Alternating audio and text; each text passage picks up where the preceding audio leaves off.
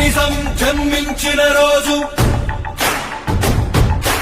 ఒక తేజం ఉదయించిన రోజు, ఒక ధైర్యం ధరణిచ్చిన రోజు, ఒక శౌర్యం భూమికొచ్చిన రోజు.